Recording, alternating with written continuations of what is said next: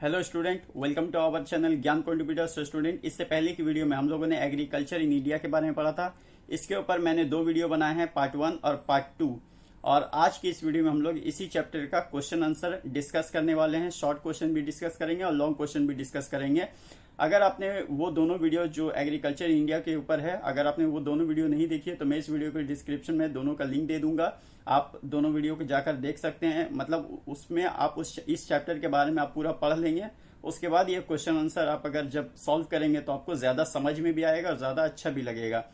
तो इस agriculture in India में अभी मैं क्वेश्चन आंसर आपके सामने डिस्कस करूंगा। शॉर्ट क्वेश्चन भी डिस्कस करूंगा और लॉन्ग क्वेश्चन भी डिस्कस करूंगा। अगर आपको कहीं पे भी लगे कि हाँ ये क्वेश्चन मुझे आता है, मैं इसे सॉल्व कर सकता हूं, तो वीडियो को पॉज करके आप उसे सॉल्व करने की कोशिश जरूर करें। आपके लिए ही फायदा होगा। ठीक है, तो फिलहाल हम लोग स्टार्ट करते हैं आज का वीडियो एग्रीकल्चर इन इंडिया के ऊपर। ठीक है, शुरुआत हम लोग करेंगे एज यूजुअल एमसीक्यू से। ठीक है, तो first question, the state which ranks first in jowar production in India is.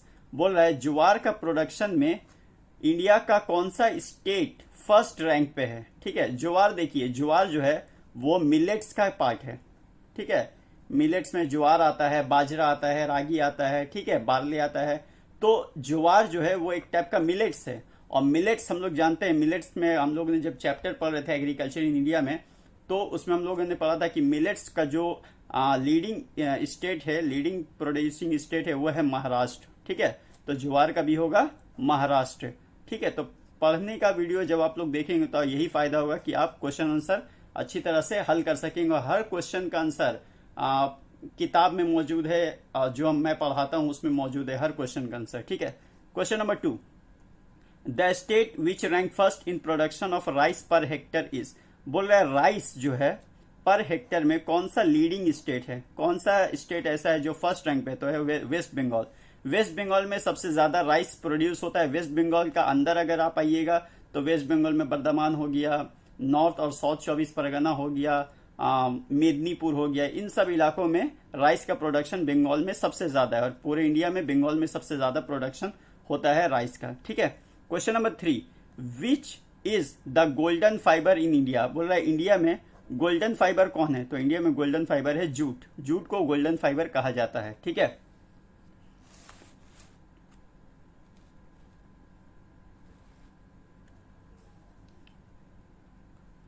Question number 4, the highest T producing state of India is. बोल रहा है टी का प्रोडक्शन में हाइएस्ट मतलब कौन सा स्टेट है जो टी का प्रोडक्शन में हाईएस्ट है, तो वो है Assam.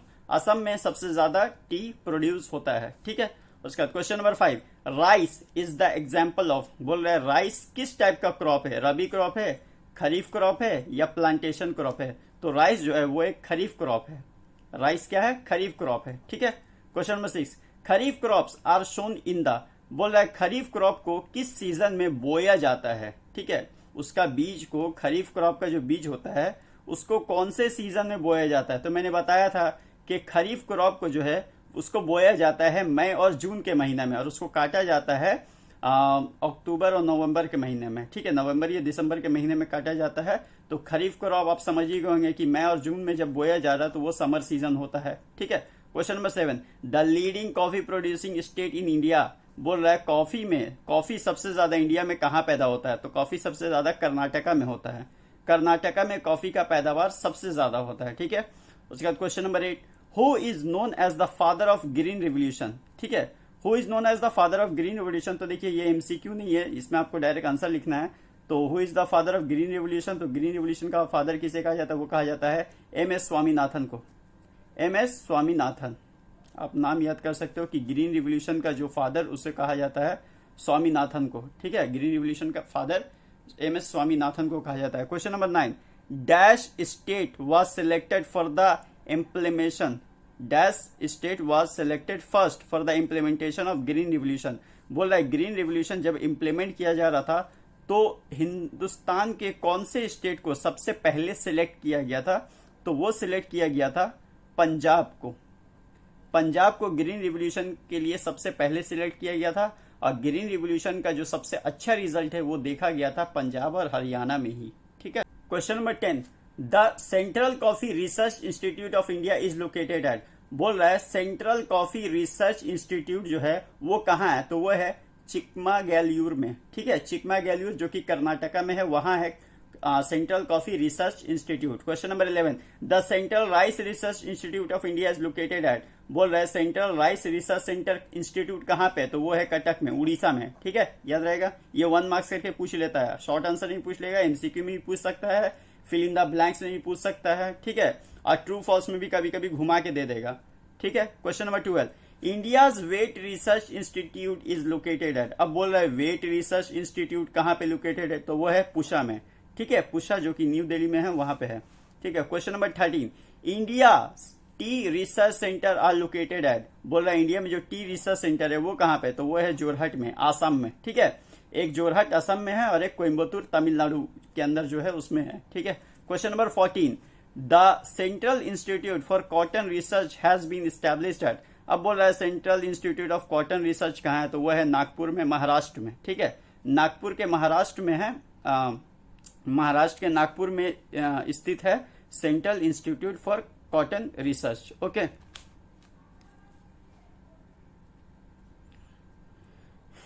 Question number 15, the state which rank first in wheat production in India is. बोल रहा है कि गेहूं की खेती, ठीक है, वेट प्रोडक्शन सबसे ज्यादा भारत में कहां पर होता है, तो वो होता है उत्तर प्रदेश में। उत्तर प्रदेश में वेट प्रोडक्शन सबसे ज्यादा होता है पूरे भारत में। अब हम लोग आ जाते हैं शॉर्ट क्वेश्चन में। शॉर्ट क्वेश्चन ये 1 मार्क्स करके आता है। ठीक है, पहला question, most of the rice in India is cultivated in winter as rabi crop. बोल रहा है रबी क्रॉप, बोल रहा है कि जितना भी राइस भारत में होता है वो विंटर के टाइम में कल्टीवेट किया जाता है एज रबी क्रॉप। तो आंसर होगा, देखिए सबसे पहले राइस जो है वो एक रबी क्रॉप है ही नहीं, राइस जो है वो है खरीफ क्रॉप। राइस क्या है, एक खरीफ क्रॉप है जिसको बोया जाता है मई और जून के महीने में और काटा जाता है नवंबर और दिसंबर के महीने में। तो जब यहाँ बोल रहा है कि राइस को कल्टीवेट किया जाता है विंटर में एज रबी क्रॉप, तभी यहां से आंसर हो जाता है फॉल्स, क्योंकि सबसे पहली बात राइस तो रबी क्रॉप है ही नहीं, राइस एक खरीफ क्रॉप है, तो आंसर होगा फॉल्स। ठीक है, question number 2, which soil of India is ideal for cotton cultivation. बोल रहा है कॉटन कल्टीवेशन के लिए, कॉटन की खेती के लिए इंडिया में सबसे ज्यादा जो आइडियल सॉइल है, सबसे महत्वपूर्ण सॉइल जो है, सबसे अच्छा सॉइल कौन सा है, तो वो है ब्लैक सॉइल, जिसको रीगर सॉइल भी कहा जाता है। याद रखिएगा, कॉटन के लिए सबसे जो बेस्ट सॉइल है वो है ब्लैक सॉइल, जिसको रीगर सॉइल भी कहा जाता है। ठीक है, ब्लैक सॉइल सबसे बेस्ट है कॉटन कल्टीवेशन के लिए। और ज्यादातर जो ब्लैक सॉइल है इंडिया में वो डेक्कन प्लेटू में होता है, और डेक्कन प्लेटू गुजरात, राजस्थान, महाराष्ट्र, इन सब इलाकों में है। इसीलिए वहां पे सूती कपड़ा का कारोबार जो है वहां पे सबसे ज्यादा है, खासकर महाराष्ट्र और गुजरात में, क्योंकि वहां पर डेक्कन प्लेटू है, डेक्कन प्लेटू में ब्लैक सॉइल पाया जाता है। इसीलिए गुजरात का जो अहमदाबाद है उसको मैनचेस्टर ऑफ इंडिया भी कहा जाता है। ठीक है, क्वेश्चन नंबर 3, नेम वन जायद क्रॉप ऑफ इंडिया। देखिए जायद क्रॉप किसको बोलते हैं, जो रबी क्रॉप और खरीफ क्रॉप के बीच में जो टाइम होता है उसमें जो क्रॉप उगाया जाता है उसी को बोलते हैं जायद क्रॉप। ठीक है, तो इसका एक जो एग्जाम्पल है वो होगा वाटरमेलन। वाटरमेलन एक एग्जाम्पल हो सकता है, और मस्क मेलन भी होता है। ठीक है, तो 1 पूछा था तो मैंने वाटरमेलन दिया। ठीक है, question number 4, name the leading state of millets. Millets का लीडिंग स्टेट क्या अभी बताया मैंने, महाराष्ट्र। ठीक है, Maharashtra. Question number 5, name the leading state in the production of sugar cane. Sugarcane का लीडिंग स्टेट का आपको नाम बताएं, तो शुगर केन सबसे ज्यादा होता है उत्तर प्रदेश में। पूरे भारत में जितना शुगर केन प्रोड्यूस होता है उसका 45% जो शुगर केन है वो सिर्फ उत्तर प्रदेश में ही प्रोड्यूस होता है। ठीक है, question number 6, new agriculture strategy was taken up in India in which year. बोल रहा है न्यू एग्रीकल्चर स्ट्रेटेजी जो भारत में अपनाया गया था, जिसके तहत उसका मकसद यही था कि भारत में जो फेमाइन है, यानी कहत जो था, जो भूखापन था, मतलब एग्रीकल्चर ठीक से नहीं हो पा रहा था, तो उसका लिए न्यू एग्रीकल्चर स्ट्रेटेजी को अपनाया गया। तो वो किस साल में अपनाया गया था, तो वो अपनाया गया था 1964-65 में। ठीक है, और इंट्रोड्यूस कहाँ किया गया था, पंजाब में, हरियाणा में, और सबसे अच्छा रिजल्ट भी पंजाब और हरियाणा में ही दिखा। पूरे भारत में हर जगह अपनाया गया, लेकिन पंजाब और हरियाणा में सबसे बेस्ट रिजल्ट इसके लिए देखा गया था। अब हम लोग आ जाते हैं आंसर इन ब्रीफ में। आंसर इन ब्रीफ ये 2 मार्क्स का क्वेश्चन रहता है। ठीक है, 2 मार्क्स का क्वेश्चन आता है एग्जाम में। What do you mean by subsistence agriculture. Subsistence agriculture मैंने बताया था कि ये ज्यादातर गांव इलाके में होता है कि एक प्लॉट ऑफ लैंड होता है, उसमें घर के लोग ही काम करते हैं, ठीक है, और मशीनों का इस्तेमाल नहीं किया जाता है, सारा काम हाथ से ही किया जाता है, क्योंकि एक जो फैमिली होता है उसके पास उतना पैसा नहीं होता है कि वो बाहर से मजदूर बुलाए और मशीन का इस्तेमाल करे। और ज्यादातर जो खेती बाड़ी की जाती है वो खुद के खाने के लिए की जाती है, ना कि बाहर बेचने के लिए। उसी को बोलते हैं subsistence agriculture. Question number 2, state the importance of terrace cultivation. Terrace cultivation देखिए ज्यादातर पहाड़ी इलाकों में होता है, तो उसका आपको इंपॉर्टेंस पूछा है कि उसका अहमियत क्या है। सबसे पहला अहमियत तो ये है कि वाटर का कंजर्वेशन होता है, यानी वाटर का पूरा यूज भी होता है और उसको बचा कर भी रखा जाता है। दूसरा हो सकता है कि सॉइल इरोजन को रोका जा सकता है, कि इस मिट्टी का जो कटाव होता है उसको भी रोकने के लिए उसका इस्तेमाल होता है, ठीक है। Question number 3, what do you mean by millet crops. बोल रहा है मिलेट क्रॉप किसे कहा जाता है। तो मिलेट क्रॉप जो है वो इंफीरियर टाइप का क्रॉप होता है, ठीक है, थोड़ा निचला दर्जा का क्रॉप होता है, जैसे ज्वार हो गया, बाजरा हो गया, रागी हो गया, ठीक है। और ये इंडिया में सबसे बेस्ट ग्रो करता है, और इंडिया में सबसे ज्यादा जो ग्रो करता है वो महाराष्ट्र में सबसे ज्यादा अच्छा से ग्रो करता है। Question number 4, what is mean by cash crop. Cash crop किसे कहा जाता है। वो क्रॉप जिसको किसान उगाता है पैसे कमाने के लिए, ठीक है, बेचकर पैसे कमाने के लिए जिस क्रॉप को उगाया जाता है उसे कैश क्रॉप कहा जाता है। जैसे कि जूट हो गया, टी हो गया, कॉफी हो गया। ये टी की जो खेती होती है, कॉफी की खेती होती है, कॉटन की खेती होती है, जूट की खेती होती है, ठीक है, ऑयल सीड हो गया। ये सारा का सारा जो चीज होता है इसको बेसिकली किसान उगाता है बेचकर पैसे कमाने के लिए, ठीक है। Question number 5, what do you mean by kharif crop. Kharif crop किसे कहा जाता है। खरीफ क्रॉप इसे कहा जाता है जिसको मई और जून में बोया जाए, मई और जून में जिसको बोया जाता है और नवंबर दिसंबर में जिसे काट लिया जाता है, ठीक है। मई और जून में सोइंग किया जाता है और नवंबर दिसंबर में हार्वेस्टिंग किया जाता है, उसको खरीफ क्रॉप कहते हैं। और रबी क्रॉप बोलेगा तो ठीक इसी का उल्टा, नवंबर दिसंबर में बोया जाता है और मई और जून में काटा जाता है। आई होप ये आपको समझ में आ गया होगा, याद भी होगा। Question number 6, what is green revolution. Green revolution किसे कहते हैं। देखिए भारत में जब एग्रीकल्चर प्रोडक्शन बहुत ही ज्यादा लो हो गया था, तो एग्रीकल्चर को बढ़ाने के लिए एम एस स्वामीनाथन को भारत में बुलाया गया था, ठीक है। एम एस स्वामीनाथन को ग्रीन रिवोल्यूशन का फादर भी कहा जाता है, और उन्होंने ग्रीन रिवोल्यूशन को अंजाम दिया था भारत में। उन्होंने HYV, ठीक है, HYV high yield variety seeds का इस्तेमाल किया था, जिसके तहत एग्रीकल्चर प्रोडक्शन को काफी ज्यादा बढ़ चुका था वो, ठीक है। तो ग्रीन रिवोल्यूशन बोलते हैं कि भारत में जो एग्रीकल्चर बहुत ही ज्यादा लो हो गया था उसी को बढ़ाने के को ग्रीन रिवोल्यूशन का था। जबरदस्त जो बदलाव आया था भारत में खेती बाड़ी में, जो जबरदस्त बदलाव आया था उसी को ग्रीन रिवोल्यूशन कहा जाता है। Question number 7, name 2 fibre crops.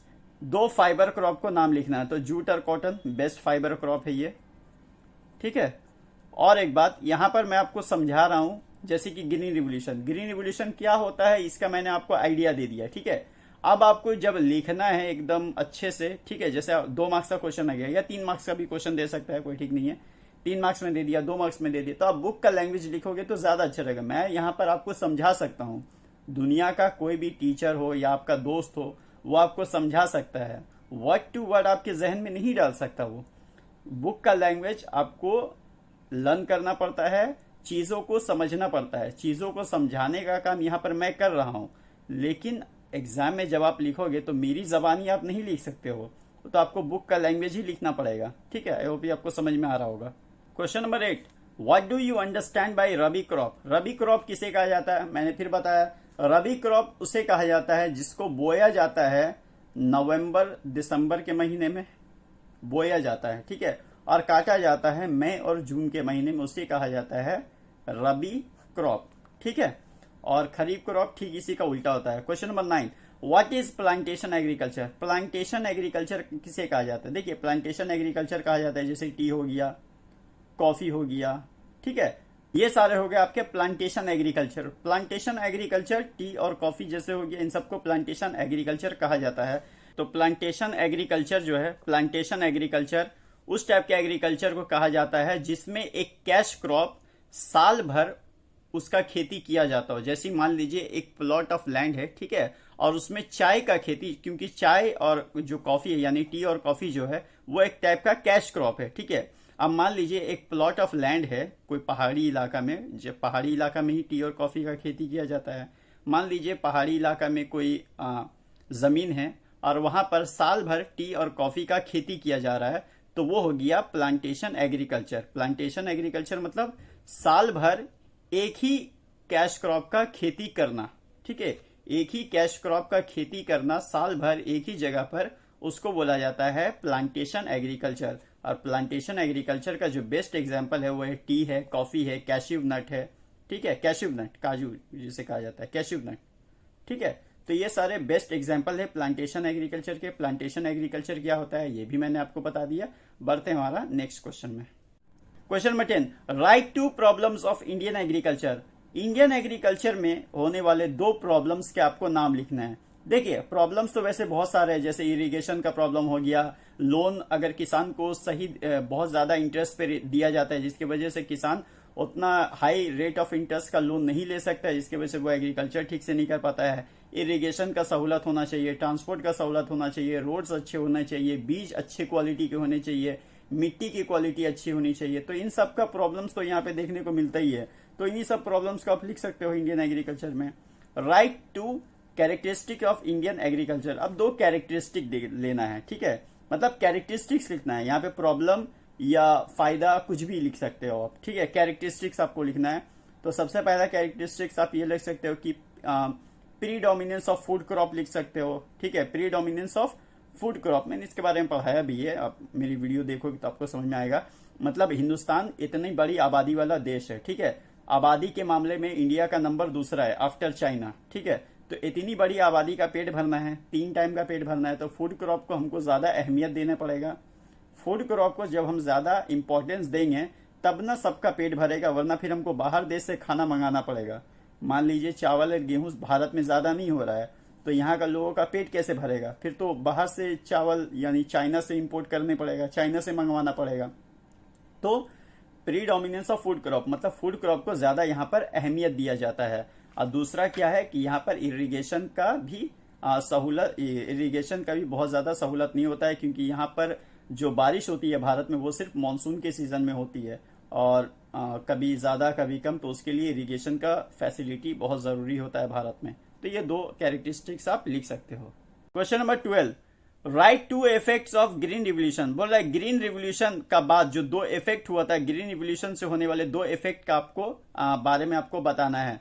तो देखिए ग्रीन रिवोल्यूशन के बाद जो सबसे बड़ा इफेक्ट हुआ था वो तो ये हुआ था कि एग्रीकल्चर प्रोडक्शन में तेजी से इंक्रीज हुआ था, बहुत ही तेजी से उसका प्रोडक्शन बढ़ गया था, क्योंकि ग्रीन रिवोल्यूशन का मकसद यही था कि भारत में जो एग्रीकल्चर बहुत ही ज्यादा लो हो रहा है, एग्रीकल्चरल प्रोडक्टिविटी जो इतना लो है उसको बढ़ाना था, तो वही काम हुआ, ठीक है। और दूसरा HYV का इस्तेमाल होने लगा, ठीक है, मशीन का इस्तेमाल होने लगा, और जो भारत 110 लाख टन पैदावार कर रहा था एग्रीकल्चर में, वो ग्रीन रिवोल्यूशन के आने के बाद हो गया 910 लाख टन, ठीक है। तो आप समझ सकते हैं इतना का गैपिंग आया है, तो इतना का बदलाव आया। तो 2 इफेक्ट आपको लिखना है बेसिकली ग्रीन रिवोल्यूशन के ऊपर।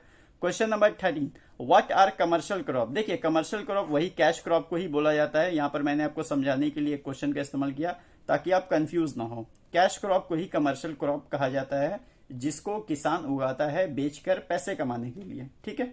Question number 14, what are beverage. देखिए बेवरेज जो है ये बेसिकली जो हम लोग जो पीने वाले जो हम लोग पीने वाली जो चीजें होती है जिसको हम लोग पीते हैं, जैसे कि टी हो गया, ठीक है, टी हो गया, कॉफी हो गया, एक ड्रग टाइप का जो होता है, टी कॉफी, फिर आपका टोबैको हो गया, टोबैको, ठीक है, ये भी बेवरेज का गिनती में आता है। तो बेवरेज बेसिकली टी कॉफी और टोबैको को कहा जाता है।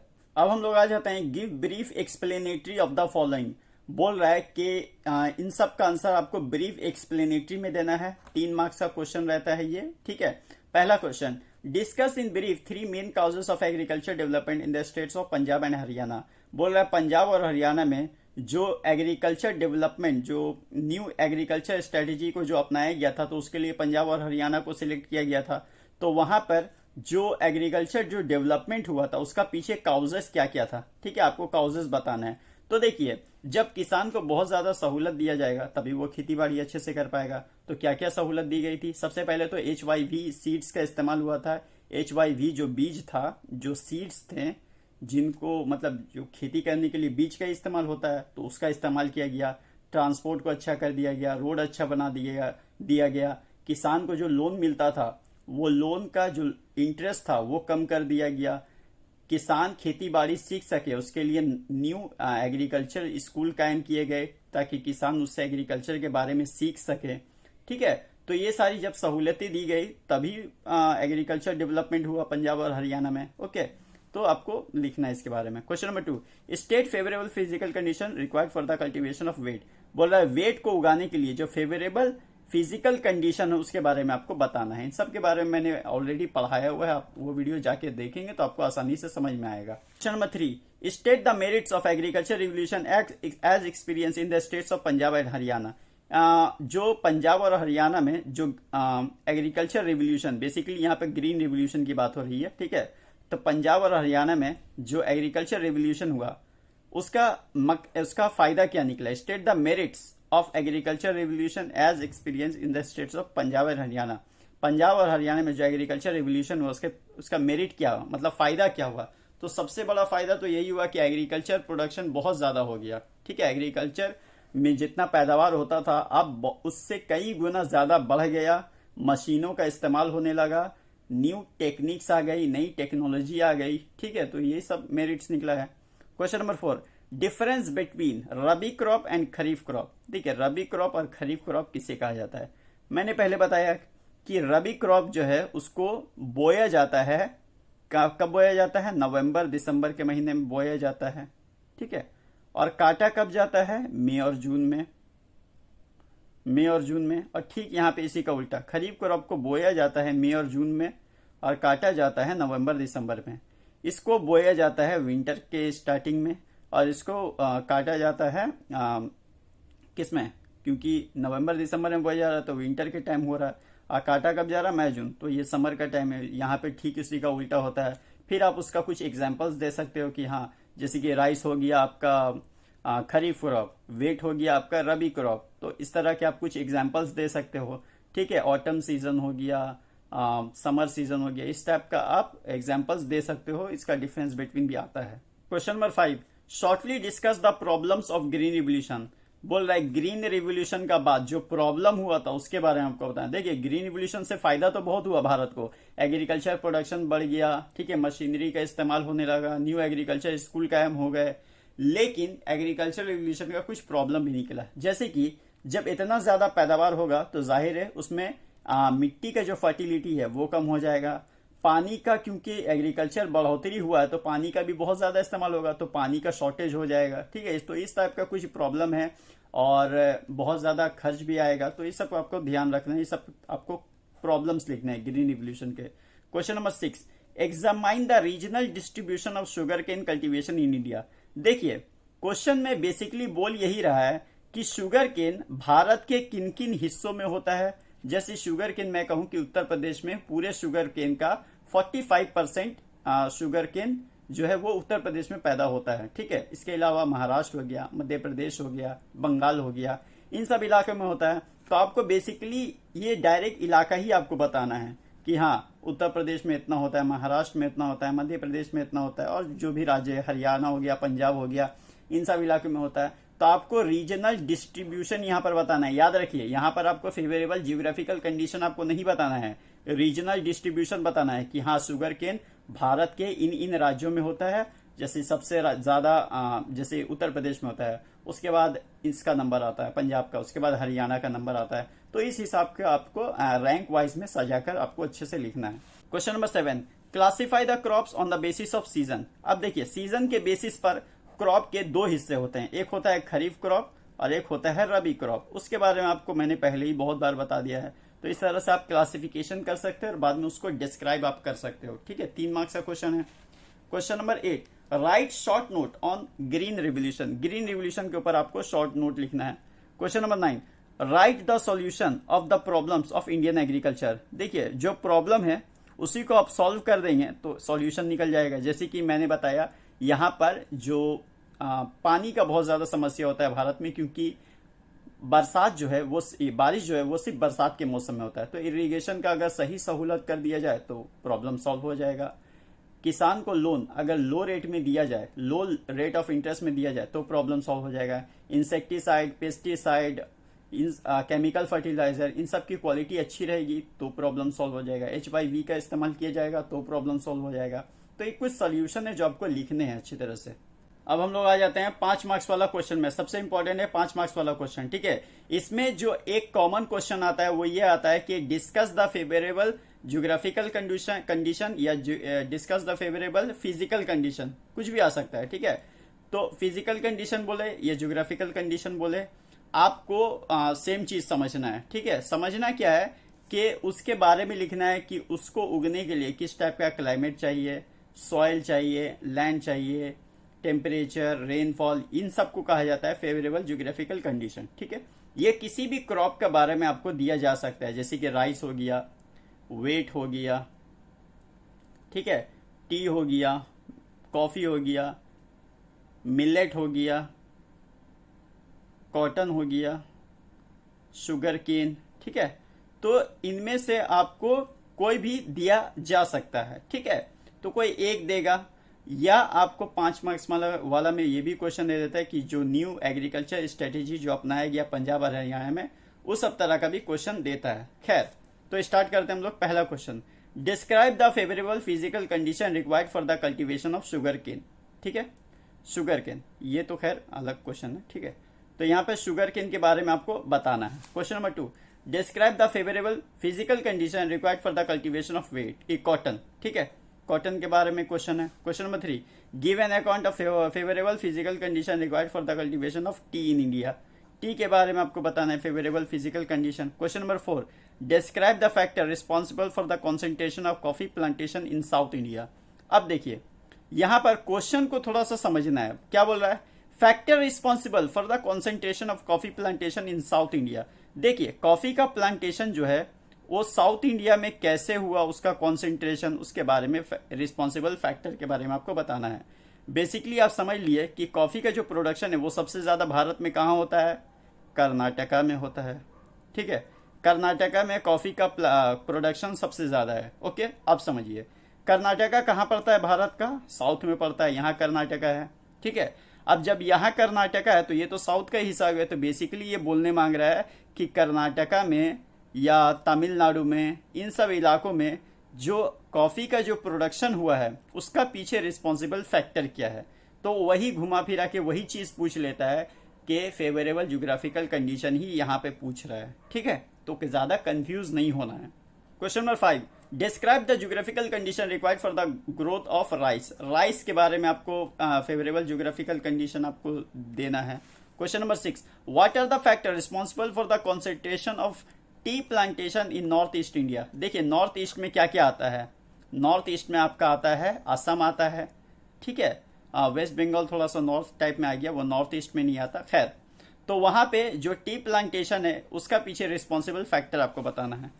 Question number 7, describe the factor responsible for the growth of cotton in India. देखिए, ये क्वेश्चन 2 बार आ गया, ठीक है। तो खैर, आपको समझ जाना है कि क्वेश्चन थोड़ा सा घुमा फिरा कर देता है। वहां बोल रहा था फेवरेबल ज्योग्राफिकल कंडीशन, यहाँ बोल रहा है factor responsible for the growth of cotton in India. Question number 8, discuss और इलेबोरेट द ग्रीन रिवोल्यूशन। देखिए, ग्रीन रिवोल्यूशन के बारे में आपको बताना है। सबसे पहले आप ये बताओगे कि ग्रीन रिवोल्यूशन होता क्या है, उसके फादर कौन थे, यानी उसके फाउंडर इंडिया में MS स्वामीनाथन थे, ठीक है। अब ग्रीन रिवोल्यूशन था क्या, उसको सबसे पहले कहाँ इंट्रोड्यूस किया गया, किसने सबसे बेस्ट रिजल्ट दिया, उसका प्रॉब्लम्स, उसका रिजल्ट, उसका फायदा, उसका नुकसान, ये सब चीजें जब आप लिखोगे तो आपका 5 मार्क्स का एक अच्छा क्वेश्चन, एक अच्छा आंसर आपका रेडी हो जाएगा ग्रीन रिवोल्यूशन के लिए, ठीक है। सो स्टूडेंट, ये था हमारा एग्रीकल्चर इन इंडिया के लिए क्वेश्चन आंसर। इसमें मैंने शॉर्ट क्वेश्चन और लॉन्ग क्वेश्चन दोनों आपके सामने डिस्कस किए, और ये आने वाले माध्यमिक एग्जामिनेशन के लिए आपके लिए बहुत ज्यादा इंपॉर्टेंट है। तो ये वीडियो आपको कैसी लगी हमें कमेंट सेक्शन में जरूर बताएं। चैनल पर नया है तो चैनल को सब्सक्राइब कर लीजिए। मिलते हैं आपसे नेक्स्ट वीडियो में, तब तक के लिए bye bye, take care and thank you so much for watching this video.